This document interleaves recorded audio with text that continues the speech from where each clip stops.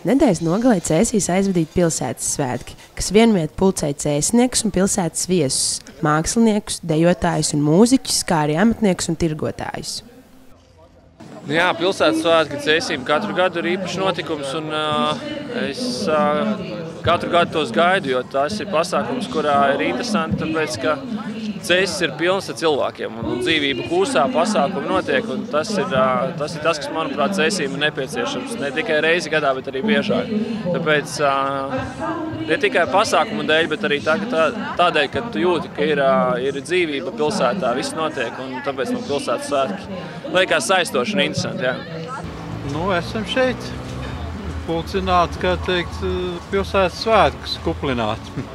Kā jums patīk pašam? Jūs pats arī izbaudat pilsētas svētkus? Nosacīti, jo tie pilsētas svētki kaut kā sakarā ar to, ka viņi pārlikti ātrāk. Viņi ļoti augsti kļuvuši, klimatiskā ziņā augsti. Ja? Un līdz ar to tie cilvēki tādi nīgri, jo mēs zinām, ka 3 gadu atpakaļ viņi bija dziļāk vasarā, bija ļoti perfekti. Tagad tā arī pagājuši gadu jau bija pirmā reize, kad bija viņi tādi. Kaut kā nav labi.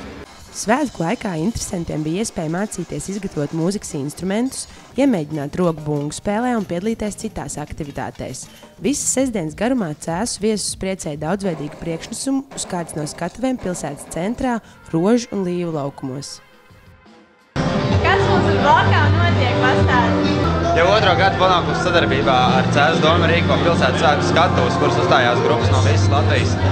Tās ir amatieru grupas vai profesionāli?